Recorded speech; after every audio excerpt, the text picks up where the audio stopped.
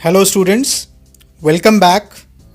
Let us begin the next module of Basic Genetics under the chapter Principle of Inheritance and Variation. Students, genetics शुरू करने के पहले मैं आपको genetics में यूज होने वाले कॉन्सेप्ट्स को सिंपल करके पहले ही बताना चाहता हूँ. अगर आप कंपेयर करोगे कि ये जो मैं आपको बता रहा हूँ ये बाद में आता है, मैं पहले क्यों बता रहा हूँ आपको, तो स्टूडेंट्स ये मेरा तरीका है आपको बताने का, और ये बताने के बाद आपको जेनेटिक्स इतनी आसान लगेगी और इतना क्लियर आपका कॉन्सेप्ट होगा. तो इसीलिए आप किसी भी वीडियो को बीच में ही मत छोड़िए, उसको पूरा देखिए. क्योंकि अगर आप वीडियो को बीच में छोड़ देंगे ये सोच के कि ये तो क्रोमैटिन क्रोमोसोम बाद में आएगा, इसको हम अभी क्यों पढ़ें, अभी सर हमें मेंडलिज्म क्यों नहीं पढ़ा रहे हैं, मेंडल से क्यों नहीं शुरू कर दे रहे हैं, तो पहले हमको ये जो बेसिक चीज़ें हैं ये जानना बहुत ज़रूरी है. ओके, तो आज मैं आपके लिए कुछ बेसिक चीज़ लेकर आया हूँ. तो उसको समझने के पहले मैं आपको कुछ सेल डिवीज़न के बारे में कुछ बहुत थोड़ा सा बात करूँगा आज मैं उसके लिए. आप स्क्रीन पर देख पा रहे हो कि एक न्यूक्लियस है और इस न्यूक्लियस में मैंने एक लेबलिंग की है क्रोमैटिन. स्टूडेंट्स, ये जो क्रोमैटिन होता है ना, ये क्रोमैटिन एक पिंक कलर का रिटेंशन है. जब एक स्टेन से हम इसको, जो न्यूक्लियस के अंदर साइटोप्लाज्म होता है जिसको हम न्यूक्लियोप्लाज्म कहते हैं, तो ये जो न्यूक्लियोप्लाज्म है, इस न्यूक्लियोप्लाज्म में जो आपको ये पिंक कलर नज़र आ रहा है, ये न्यूक्लियोप्लाज्म को जब हम स्किप्स रिएजेंट के साथ स्टेन करते हैं तो हमको ये पिंक कलरेशन दिखता है. इसी को हम क्रोमैटिन कहते हैं. जब क्रोमैटिन की केमिकल एनालिसिस की गई तब हमने देखा कि उसमें दो तरह के केमिकल्स प्रेजेंट होते हैं. इन केमिकल्स के बारे में मैं बहुत ज़्यादा तो नहीं बताऊंगा फिलहाल अभी इस वीडियो में, क्योंकि हमारे आने वाले वीडियोस में इनके बारे में हमें कंप्लीट डिस्कशन करना है. तो ये जो क्रोमैटिन है जिसको स्किप्स रिएजेंट के बाद एक पिंक कलरेशन जैसा कुछ देखने को मिलता है न्यूक्लियस के अंदर, इसमें डीएनए और एक प्रोटीन जिसको हमने नाम दिया है हिस्टोन्स. ये डीएनए और हिस्टोन्स की जो हिस्टोन प्रोटीन्स होती हैं, ये दोनों इस क्रोमैटिन में प्रेजेंट होती हैं. यही नहीं, ये जो हमारा न्यूक्लियस है इसका जो स्ट्रक्चर है ना, बहुत ही डायनेमिक है. आप चाहो कि इसका जो न्यूक्लियस है, सेल का जो न्यूक्लियस है वो हमेशा ऐसा ही दिखे, इट इज़ नॉट नेसेसरी. ये जरूरी नहीं है, क्योंकि ये आपने सुना है ना कि जब सेल डिवाइड करता है तो एक सेल से दो सेल बनता है, दो से चार बनता है. इसको हम डिटेल में आगे बात करेंगे, लेकिन इतना कॉन्सेप्ट तो आपको मालूम है, आप 10th क्लास से पढ़ के आ रहे होगे. 11th क्लास में भी आपने सेल डिवीज़न वगैरह तो पढ़ा ही है. तो ये जो सेल डिवीज़न है ना, सेल डिवीज़न के समय जो न्यूक्लियस है उसका जो स्ट्रक्चर है वो बदलता रहता है. So the nucleus gets altered during cell division. It gets modified. क्योंकि कभी भी सेल डिवीज़न अगर होगा तो आप देखोगे कि कोई सेल जो है वो प्रोफेज में है, तो कोई सेल जो है वो मेटाफेज में है, कोई सेल एनाफेज में है, कोई सेल टीलोफेज में है. तो हर सेल जो अपना डिवीज़न कर रहा है तो एक साथ तो सारे सेल्स डिवाइड करेंगे नहीं. जरूरी नहीं कि आपके बॉडी में सारे सेल्स एक ही साथ डिवाइड करें और बॉडी के सारे सेल्स एक ही साथ प्रोफेज में हो, एक ही साथ मेटाफेज में हो. अरे भाई, कोई ऑर्गन के जो सेल्स हैं वो रिक्वायर्ड होते हैं तो डिवाइड होते हैं, जिनकी रिक्वायरमेंट डिवीज़न की नहीं होती है तो वो क्यों डिवाइड करेंगे, है ना. तो सब अलग अलग फेजेस में दिखेंगे. इसीलिए जो न्यूक्लियस है डिवीज़न के समय उसके अंदर भी हमें मॉडिफिकेशंस देखने को मिलेंगे. And this nucleus is not going to remain in the same state as it is present in one of the cells. You will not find it in the same way in other cells. Okay, so moving to our next slide. Let us move to the next slide. Okay, यहां पर मैंने आपको cell division, यहां पर मैं आपको cell division दिखा रहा हूं। ये जो सेल डिवीजन है, इसको दिखाने के लिए मैंने एक बहुत छोटा सा एक डायग्राम आपको मैंने यहां पे ड्रॉ किया है। और आपको मालूम है कि कोई भी सेल जो होता है वो एक सेल साइकिल के थ्रू सेल डिवाइड करता है ना, कोई भी सेल एक साइकिल के थ्रू डिवाइड करता है। और ये जो सेल की साइकिल होती है ये एक ऑर्डरली इवेंट है, एक सीक्वेंशियल इवेंट है। ये नहीं कि जब जिसको मन करे इस फेज में चला जाए, उस फेज में चला जाए, एक ऑर्डर में सब डिवाइड करते हैं। एक इवेंट होता है, एक सीक्वेंशियल इवेंट होता है। तो चलिए हम देखते हैं। ये जो हमारा सेल आपको सामने दिख रहा है, इस सेल में मैंने एक फेज लिखा है G1 फेज। जब भी किसी सेल को, सपोज करिए ये एक सेल है और इसके अंदर ये एक न्यूक्लियस है, अब इस सेल को डिवाइड करना हुआ तो ये सबसे पहले G1 फेज में जाएगा। जब ये G1 फेज में जाता है तो वहां पर इसके अंदर बहुत सारे चेंजेस आते हैं। So no need to discuss those changes here because we are dealing with genetics, we are dealing with the concept of genetics.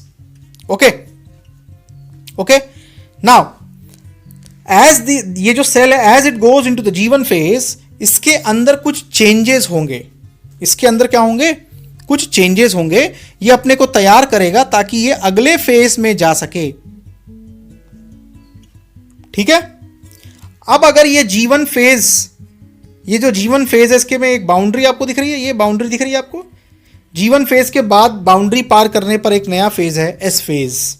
अगर इस सेल ने इस बाउंड्री को पार कर लिया, पार करके ये S फेज में पहुंच गया, तो इसको डिवाइड करना ही करना है।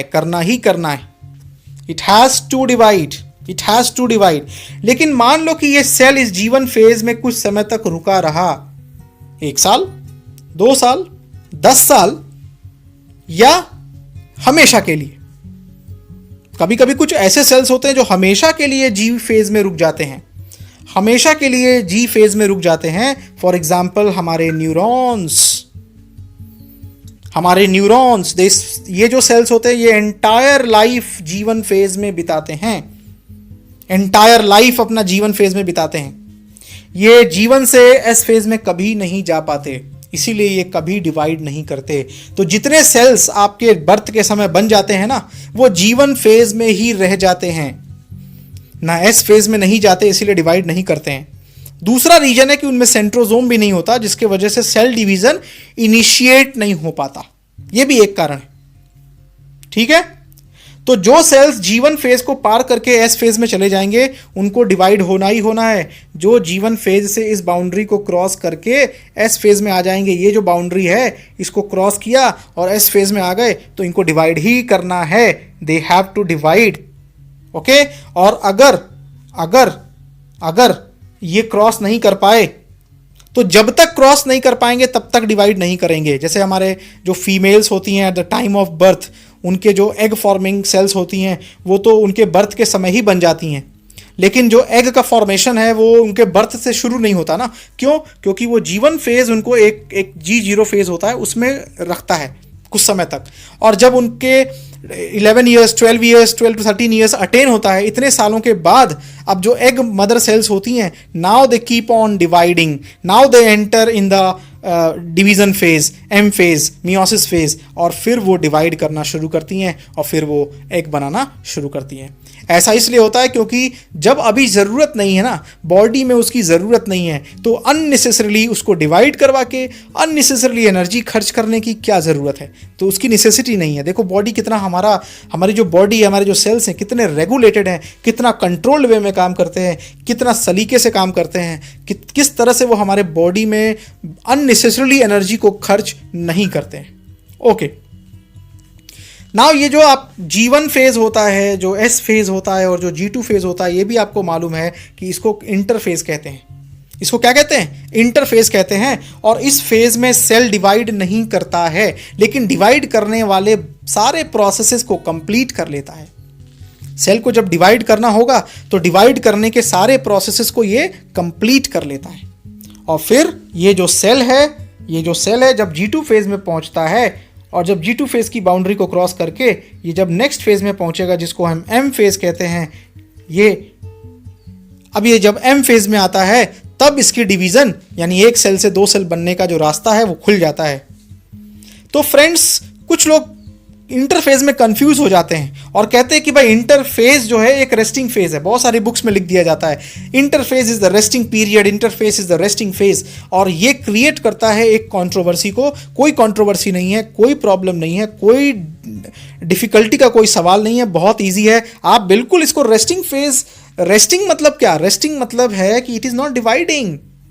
रेस्टिंग मतलब ये नहीं कि इट्स रेस्टिंग का ये कोई मतलब नहीं है कि ये रेस्ट कर रहा है, ये डिवाइड, ये जो है आगे नहीं बढ़ेगा।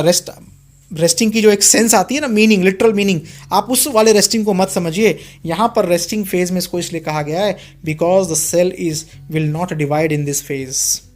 सेल डिवाइड नहीं करेगा, सेल का न्यूक्लियस डिवाइड नहीं करेगा। आप जरा सोचो कि आपके जो पैंक्रेटिक सेल्स हैं, जो पैंक्रेटिक जूस बनाने वाले हैं, क्या वो जीवन फेज में रहेंगे तो आपके लिए पैंक्रेटिक जूस बनाना बंद कर देंगे? क्या वो एस फेज में रहेंगे तो आपके लिए पैंक्रेटिक जूस बनाना बंद कर देंगे? क्या वो G2 फेज में रहेंगे तो आपका पैंक्रेटिक जूस बनाना बंद कर देंगे? क्या वो ये कहेंगे रुक जाओ मुझे डिवाइड कर लेने दो फिर मैं आपके लिए पैंक्रेटिक जूस बनाऊंगा? और क्या तब तक आप डाइजेशन रोक के बैठोगे? तब तक क्या आपके सेल्स को न्यूट्रिएंट्स को रोकना पड़ेगा, इंतजार करना पड़ेगा? बिल्कुल ऐसा सिस्टम तो हमारी बॉडी में नहीं होता है। कितना स्मूथ रनिंग सिस्टम है, कितना स्मूथ रनिंग सिस्टम है। ठीक है भाई, तुम्हें डिवाइड करना है, तुम डिवाइड करो, लेकिन अपने प्रोसेसेस को बंद नहीं करोगे। इसीलिए सेल मेटाबॉलिकली एक्टिव होता है। किस फेज में? इंटरफेज में जो सेल है वो मेटाबॉलिकली एक्टिव होगा, कभी भी रेस्ट नहीं कर रहा होता है। रेस्ट कहने का सेंस बस ये है कि the cell is not dividing. ठीक है, बट सेल वो सारे फंक्शंस कर रहा है, सेल वो सारी एक्टिविटीज कर रहा है जो उसको डिवाइड करने में हेल्प करें, जो डिवाइड करने के समय में उसकी सहायता मिलेगी, जिन चीज़ों से, वो सारे चीज़ें तो वो बना ही रहा है। ये देखो, प्रोटीन की सिंथेसिस तो वो कर ही रहा है, डीएनए को डबल तो वो कर ही रहा है, तो ये सारा काम तो कर ही रहा है। अगर ये रेस्टिंग पीरियड में होता तो क्या ये करता? तो सेल जो है वो रेस्टिंग पीरियड में कहने का सिर्फ एक ही तर्क है कि it is not dividing in this phase. I hope it is very, very clear to you and you will not forget this concept. Okay, so two very valuable concepts I have told you. Whenever a cell enters in G1 phase, जब भी cell G1 phase में enter करेगा और अगर वो S phase को पार कर गया तो उसको डिवाइड करने से कोई नहीं रोक सकता, उसको डिवाइड ही डिवाइड करना है। ठीक है, ये एक नेचुरल इवेंट है, नेचुरली तो उसको अब डिवाइड करना है। हाँ, जब तक वो यहाँ फंसा रहेगा, जब तक वो G1 फेज में रहेगा, जब तक उसको कुछ समय तक एक G0 फेज में रखा जाएगा, तब तक वो डिवाइड, आप कह सकते हो कि तब तक वो कोई किसी भी तरीके से डिवाइड नहीं होगा। तो S फेज को क्रॉस कर गया तो डिवाइड होना ही होना है, यानी उसको M फेज तक पहुंचना ही पहुंचना है, कोई नहीं रोक सकता। ओके, और कुछ ऐसे सेल्स होते हैं जो परमानेंटली इसी फेज में रुक जाते हैं, आगे नहीं बढ़ते, तो वो कभी भी आपके लाइफ में जो है डिवाइड नहीं करते। For example neurons. चलिए आगे देखते हैं, आगे बात करते हैं कि जब ये सेल G1 फेज में आया था, ये जो सेल था इसमें एक न्यूक्लियस था, और जब ये G1 फेज में आया था तो सपोज कर लेते हैं, एग्जाम्पल ले लेते हैं कि इसके न्यूक्लियस में ये एक स्ट्रक्चर ऐसा था। जब भी आप इस स्ट्रक्चर को देखते हो तो आपको ये एक स्ट्रक्चर नाम याद आ जाता है, अरे ये क्रोमोजोम है ना। जब भी आप इस स्ट्रक्चर को देखते हो तो आप कहते हो ये क्रोमोजोम है। लेकिन स्टूडेंट्स, ये कोई स्ट्रक्चर जो है ना, ये बस रिप्रेजेंटेशन है और इसका नाम क्रोमोजोम रखा गया है। ऐसा कोई स्ट्रक्चर होता ही नहीं है। आपको बड़ा अटपटा लग रहा है ना कि ऐसा कोई स्ट्रक्चर नहीं होता। ये बस हम समझने के लिए एक ऐसा स्ट्रक्चर बनाते हैं, एक स्ट्रक्चर दिखाते हैं कि इस तरह से दिखा दें कि ये एक क्रोमोजोम है। वास्तव में ये क्रोमोजोम तो नहीं है ना, ये तो डीएनए है। ये डीएनए है फ्रेंड्स, स्टूडेंट्स, ये डीएनए है, ये डीएनए है। इस डीएनए को जब आप ऐसे कॉइल करके रख दोगे तो एक स्ट्रक्चर आता है, उसी को हम कहते हैं कि दिस इज क्रोमोजोम, जैसा एक स्ट्रक्चर बना देते हैं।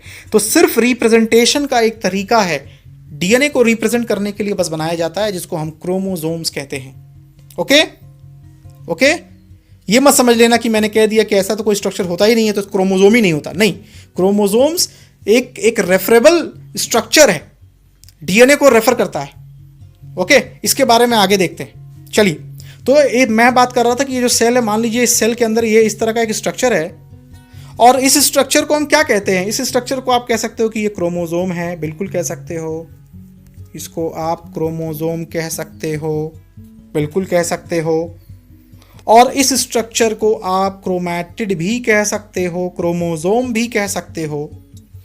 तो जब सेल जीवन फेज में होगा तो मान लेते हैं एग्जाम्पल के लिए कि इस सेल में सिर्फ ये कितना क्रोमोसोम है, वन क्रोमोसोम। और कितना क्रोमैटिड है, one chromosome and one chromatid.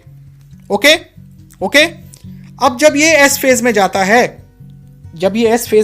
तो क्या होता है, एस फेज में आपको मालूम है ना क्या होता है कि यहां पर आपको कुछ ऐसा स्ट्रक्चर देखने को मिल जाता है। पहले ये ऐसा था ना, अभी जब ये एस फेज में गया तो एस फेज में ये ऐसा स्ट्रक्चर देखने को मिल जाता है। अब हम इसको क्रोमैटिड नहीं कहेंगे, इस स्ट्रक्चर को हम क्रोमैटिड नहीं कहेंगे, इस स्ट्रक्चर को हम क्या कहेंगे, क्रोमोसोम कहेंगे।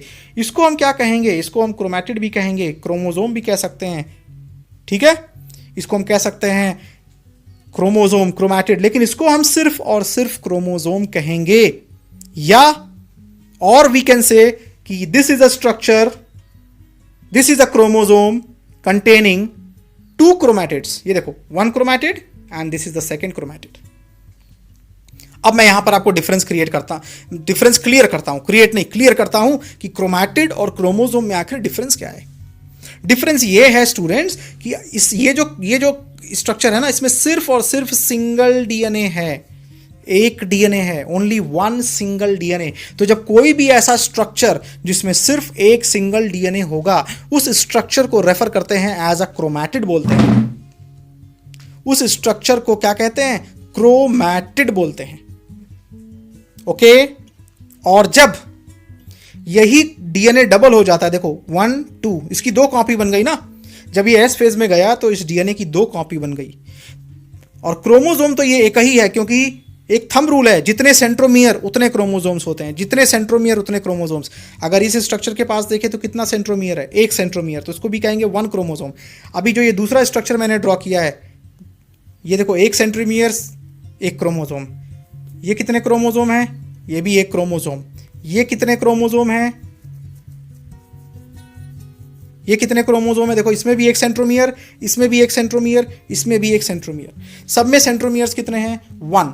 सब में सेंट्रोमियर्स 1 हैं, सब में 1 सेंट्रोमियर्स हैं। तो ये भी 1 क्रोमोसोम है, ये भी 1 क्रोमोसोम है, और ये भी 1 क्रोमोसोम है। But when we talk about chromatid, हम कहेंगे this is 1 chromatid, this is a chromosome having 2 chromatids, a chromosome having 2 chromatids, and this is a chromosome having 4 chromatids, 1 2 3 4. This is a chromosome having 1 chromatid, this is a chromosome having 2 chromatids, and this is a chromosome having 4 chromatids. You will never call this structure and this structure as a chromatid. आप कभी भी इस structure का नाम पूछा जाए तो chromatid नहीं कह सकते हो। ये कह सकते हो कि ये क्रोमोसोम है जिसके पास 2 क्रोमैटिड है, ये कह सकते हो, लेकिन ये नहीं कहा जाएगा कि ये क्रोमैटिड है। ये कह सकते हो कि ये एक डुप्लीकेटेड क्रोमोसोम है, ये कह सकते हो it is a duplicated chromosome, because a chromosome with 2 chromatids identical to each other, ये दोनों एक दूसरे के आइडेंटिकल हैं। क्यों? क्योंकि ये एक ही सेंट्रोमियर से जुड़े हुए हैं। और ये अपने पेरेंट की, जो इसके पास जो डीएनए था ना, इसके पास ये जो पेरेंट के पास डीएनए था, एस फेज में गया तो हू बहू एग्जैक्टली 100% आइडेंटिकल वैसा ही डीएनए एक और सिंथेसाइज कर दिया गया, और ये उसी सेंट्रोमियर से, सेम सेंट्रोमियर से अटैच रहा, अलग नहीं हुआ। तो जब सेम सेंट्रोमियर से अटैच रहेगा, थंब रूल है ये, जितने सेंट्रोमियर्स उतने क्रोमोसोम्स, जितने सेंट्रोमियर्स उतने क्रोमोसोम्स होंगे।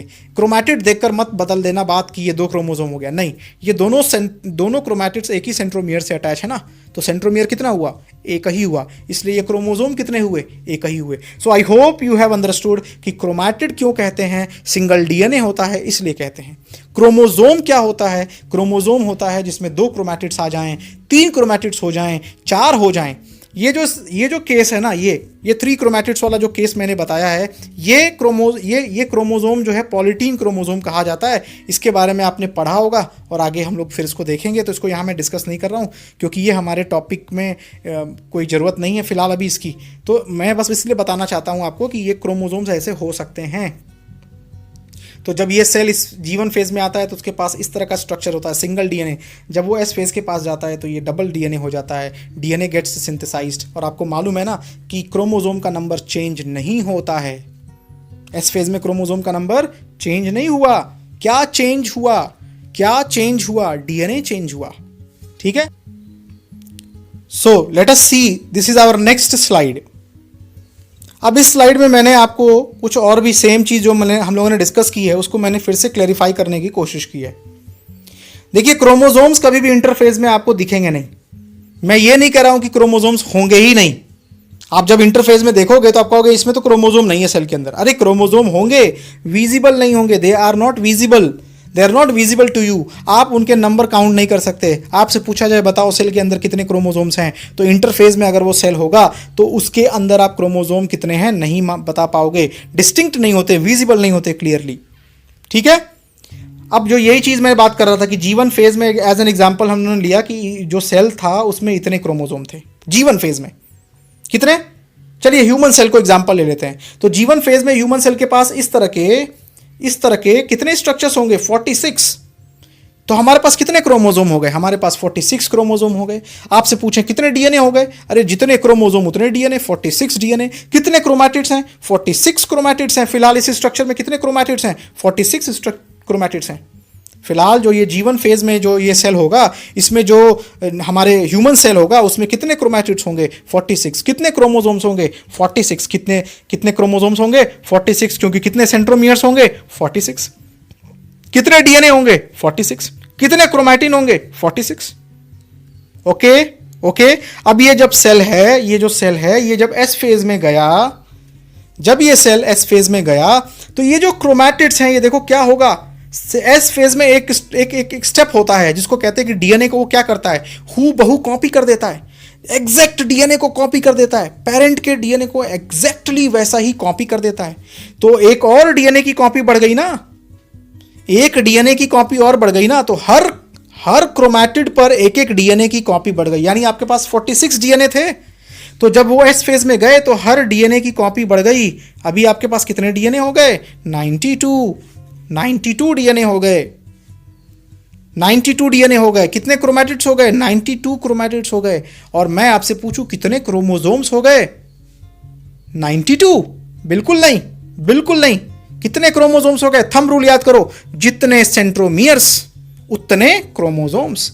ये मत देखो कि क्रोमैटिड कितने हो गए, क्योंकि हमारा जो कॉन्सेप्ट है वो ये नहीं कि कितने क्रोमैटिड हो गए तो उतने क्रोमोसोम होते हैं। नहीं, जितने सेंट्रोमियर्स होंगे उतने क्रोमैटिड्स होंगे। तो हर 46 क्रोमोसोम जो होगा, ये देखो एक ही जो ये क्रोमैटिड एक और आ गया, एक और क्रोमैटिड आ गया ना, ये बन के आया, नया सिंथेसाइज हुआ, तो ये इसी सेंट्रोमियर से जुड़ा होगा ना। तो हर 46 क्रोमैटिड्स अपने ही इसी सेंट्रोमियर से जुड़े होंगे। इसीलिए क्रोमोसोम का नंबर पूछा जाए तो कितना होगा? 46। और अगर क्रोमैटिड का नंबर पूछा जाए एस फेज में तो कितना होगा? 92। G2 फेज में क्या होगा? G2 फेज में भी क्रोमैटिड का नंबर कितना होगा? 92। और क्रोमोसोम का नंबर कितना होगा? 46। तो G1 फेज में क्रोमोसोम का नंबर 46 होगा, क्रोमैटिड का नंबर 46 होगा। एस फेज में हर एक डीएनए डबल हो जाएगा, इसलिए डीएनए का नंबर 92 हो जाएगा, क्रोमैटिड का नंबर भी 92 हो जाएगा, क्योंकि डबल करना है, क्योंकि सेल को अपने डॉटर्स को डीएनए देना है और इस डीएनए में कोई चेंज नहीं होना चाहिए, इसीलिए वो अपने डीएनए को डबल कर लेगा। लेकिन क्रोमोसोम नंबर तो वही रहेगा, 46। ठीक है, चाहे सेल G1 फेज में हो, G2 फेज में हो या S फेज में हो, क्रोमोसोम नंबर नहीं बदलने वाला। तो कहते हैं ना कि सेल जब S फेज में होता है तो उसका क्रोमोसोम नंबर नहीं बदलता, उसका डीएनए डबल हो जाता है और उस क्रोमोसोम को हम डुप्लीकेटेड क्रोमोसोम कहेंगे। So this chromosome is a duplicated chromosome. A duplicated chromosome is a chromosome which has two sister chromatids, which has two sister chromatids. Sister क्यों कह रहे हैं? सिस्टर क्यों कहा मैंने? सिस्टर क्रोमैटिड इसलिए कहा क्योंकि ये दोनों क्रोमैटिड्स में वही डीएनए है, सेम डीएनए है। और दूसरी चीज कि ये जो डीएनए है ना, ये एक ही सेंट्रोमियर से अटैच हैं, ये कॉमन है। ये जो क्रोमैटिड है और ये जो नया बना हुआ क्रोमैटिड है, इन दोनों का, इसका और इसका, इन दोनों का जो सेंट्रोमियर है वो कॉमन है, कॉमन सेंट्रोमियर है। जब जिन क्रोमैटिड्स का सेंट्रोमियर कॉमन होता है उनको हम सिस्टर क्रोमैटिड्स कहते हैं। अब मान लो कि ये एक क्रोमोसोम है, ये दूसरा क्रोमोसोम है, इसका भी क्रोमैटिड डबल हो गया, इसका भी डबल हो गया, तो ये दोनों तो सिस्टर क्रोमैटिड्स कहे जाएंगे। लेकिन ये और ये अब इनके सेंट्रोमियर अलग हैं, देखो इसका सेंट्रोमियर ये है और इस वाले का सेंट्रोमियर ये है, तो इन दोनों क्रोमैटिड्स के सेंट्रोमियर अलग हैं, इसलिए हम इनको कहेंगे नॉन सिस्टर क्रोमैटिड्स। ये डीएनए अलग है, ये डीएनए अलग है। सो आई होप कि ये भी बात आपको क्लियर हो गई, कि जो भी मैं आपको बता रहा हूं वो बिल्कुल क्लियर हो गया। अब चलते हैं अपने नेक्स्ट स्लाइड की तरफ। वही चीज है कि क्रोमैटिन जब कंडेंस्ड हो जाता है ना, क्रोमैटिन क्या होता है, क्रोमैटिन कंडेंस्ड जब हो जाएगा, क्रोमैटिन तो थ्रेड लाइक स्ट्रक्चर है, विजिबल नहीं होता अच्छे से, तो क्या होता है कि जो क्रोमोसोम्स होते हैं वो, इसको हम लोग एक चैप्टर आएगा कि कैसे इतने बड़े डीएनए जो है इतने छोटे न्यूक्लियस में स्टे कर जाता है। लगभग 2 मीटर का जो डीएनए है वो इतने छोटे न्यूक्लियस में कैसे आ जाता है, तो कंडेंस होकर आता है। आपको एक चीज़ बता देता हूँ, मान लीजिए कि आपको कहीं जाना हो, मान लीजिए कि आपके बगल में शर्मा जी हैं और शर्मा जी को रूम बदलना है, शर्मा जी को ट्रांसपोर्टेशन करना है।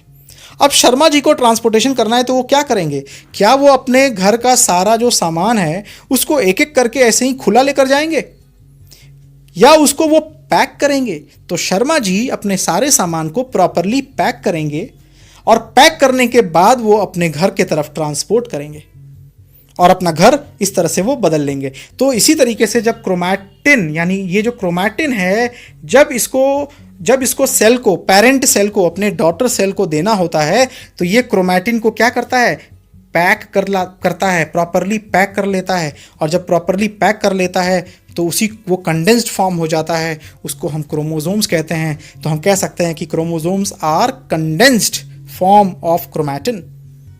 और जीवन फेज में अगर हम बात करते हैं तो ये क्रोमैटिन लूज होता है, लेकिन जब इसको पेरेंट सेल डॉटर सेल में इसको भेजना होता है तो वो क्या करता है, यानी मेटाफेज के समय की बात कर रहा हूँ। मेटाफेज जो है वो सेल डिवीजन का फेज है, जब सेल डिवाइड कर रहा है उस समय का फेज है। तो ये क्रोमैटिन को अब ट्रांसपोर्ट होना है, दूसरे सेल में भेजना है, तो पहले तो इसको डबल कर लेते हैं और फिर बाद में इसका कंडेंसेशन होता है, ये क्रोमोसोम बन जाता है। तो याद आया? तो शर्मा जी को याद रखिएगा कि शर्मा जी जब भी अपने घर को ट्रांसपोर्ट करते हैं वो क्या करेंगे, या आपको भी जब भी घर बदलना है, आपको कहीं जाना है, आपको लखनऊ जाना हो, दिल्ली जाना हो, तो क्या करते हो, अपने कपड़ों को क्या ऐसे ही लेके फेंक के जाते हो? नहीं, प्रॉपरली पैक करते हो। जब आप ट्रांसपोर्ट करते हो तो आप चीज़ों को पैक करके भेजते हो। तो जब सेल को भी अपना डीएनए ट्रांसपोर्ट करना होता है तो वो सेल को ऐसे लूज नहीं भेजता है, डीएनए को पैक करके भेजता है। तो इसके बारे में हम लोग आगे और डिटेल में जानेंगे। देन क्रोमैटिन 2 तरह के होते हैं फ्रेंड्स, एक होता है यूक्रोमैटिन, वही जो लूज होता है, लूज फॉर्म में होता है, और एक होता है हेट्रोक्रोमैटिन। यानी हेट्रोक्रोमैटिन का मतलब ये है कि सेल अब अपने जो डीएनए है उसको दूसरे सेल में भेजने की तैयारी कर रहा है। तो कुछ डीएनए जो हैं वो क्या हो रहे होते हैं, ट्रांसपोर्ट हो रहे होते हैं, तो वो हेट्रोक्रोमैटिन होंगे। इसके बारे में यहाँ डिस्कशन करना ज़्यादा ज़रूरी नहीं है, आगे जब भी आएगा तो मैं आपसे डिस्कशन इसको करूँगा। तो चलिए मूव करते हैं हम अपने नेक्स्ट स्लाइड के तरफ। और हम जो बात कर रहे थे आपसे, क्रोमैटिन जान लिया हम लोगों ने, क्रोमैटिड जान लिया, अब बात करते हैं क्रोमोसोम्स की। ये है chromosome, this is chromosome, this structure is chromosome. Let us start with the unit of this chromosome. देखो मैंने कहा था कि क्रोमोसोम एक रेफरल स्ट्रक्चर है, उसकी शुरुआत, उसका बात कहीं ना कहीं डीएनए पर जाकर होता है। तो ये देखो डीएनए में बेसेस होते हैं, डीएनए में नाइट्रोजनस बेसेस होते हैं, डीएनए न्यूक्लियोटाइड्स से बनता है। इसको मैं आपको यहाँ डिटेल कुछ नहीं बताऊंगा, ये हम लोग मॉलिक्यूलर जेनेटिक्स में देखेंगे। तो आप सिर्फ यहाँ पे समझ लो, ये सिर्फ मान लो कि हाँ कुछ न्यूक्लियोटाइड्स होती हैं स्ट्रक्चर्स, आपको समझ में ना आए कि न्यूक्लियोटाइड क्या होता है क्या नहीं होता है, तब भी आप इस समय के लिए मान लो कि ये न्यूक्लियोटाइड कुछ होता है, जो नाइट्रोजन बेसेस होती हैं, ये जब एक साथ आती हैं तो एक स्ट्रक्चर तैयार होता है, उसको हम बोलते हैं जीन्स। और ये छोटे छोटे यूनिट्स जो जीन्स होते हैं ये कंबाइन होते जाते हैं और ये बनते हैं डीएनए।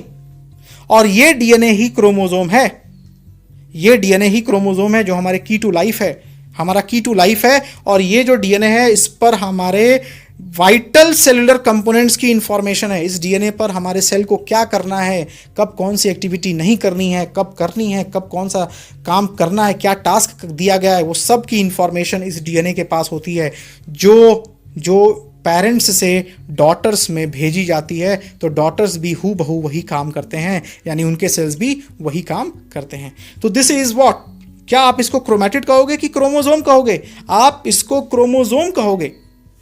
आप इसको क्या कहोगे? क्रोमोसोम कहोगे। याद करो मैंने जो कॉन्सेप्ट दिया है आपको। बिकॉज, और या कह सकते हो कि this chromosome is having 2 chromatids.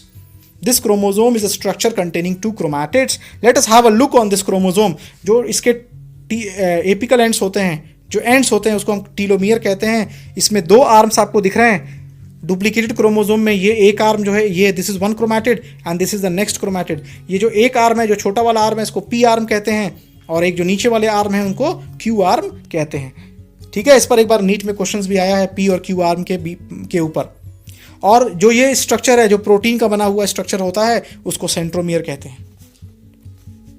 Okay, clear है?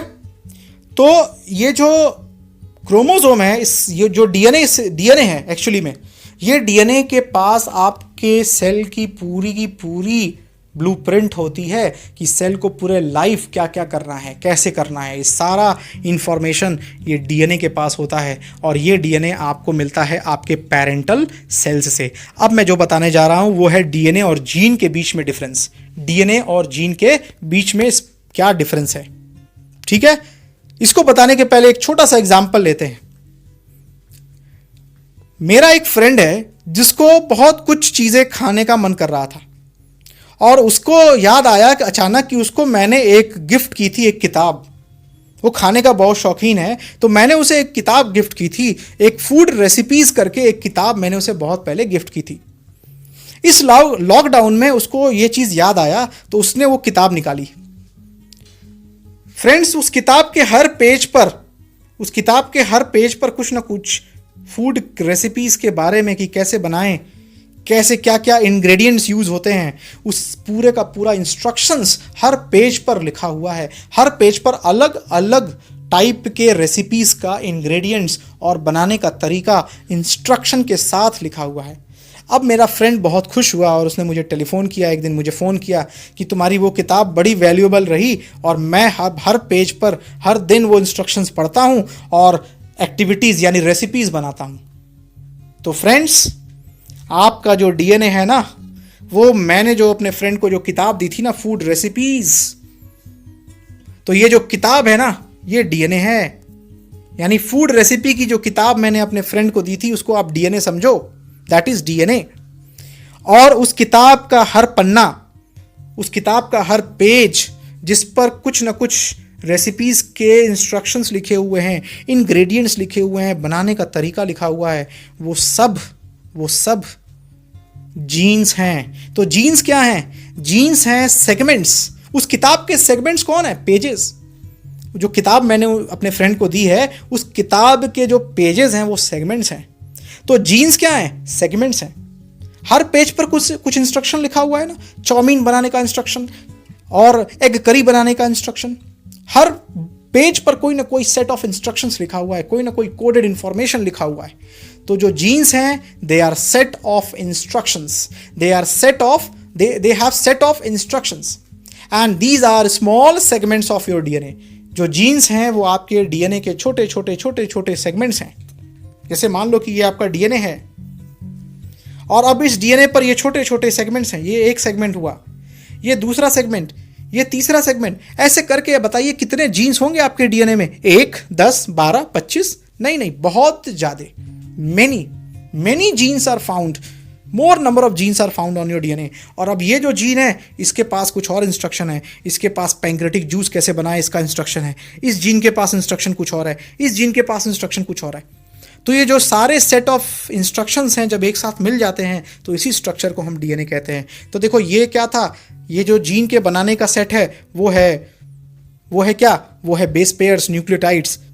यानी उन पेजेस पर जब हम इंफॉर्मेशन लिखते गए तो वो उन पेजेस की यूनिट्स थी, और जब ये सारी यूनिट्स को हमने उन पेजेस पर उतार दिया तो अब वो पेज क्या बन गया? वो जीन बन गया। और ऐसे जीन्स को हम क्या किए? हमने जोड़ दिया एक किताब के अंदर, अटैच कर दिया, तो वो जो हमारी किताब थी वो डीएनए हो गई। आई होप कि ये जो मैंने आपको कॉन्सेप्ट दिया है, डीएनए क्या है और जीन क्या है, ये आपको कभी भी नहीं भूलेगा। तो gene is merely set of instructions, coded informations, and they are the small segments of your DNA. और इन जीन्स के पास आपके सेल के बारे में जो भी एक्टिविटीज़ के बारे में क्या काम करवाना है, कैसे करवाना है, इस सब का इंस्ट्रक्शन लिखा होता है कोडेड फॉर्म्स में। तो मॉलिक्यूलर जेनेटिक्स में हम ये सब देखेंगे कि किस फॉर्म में इंस्ट्रक्शंस कोड किए जाते हैं।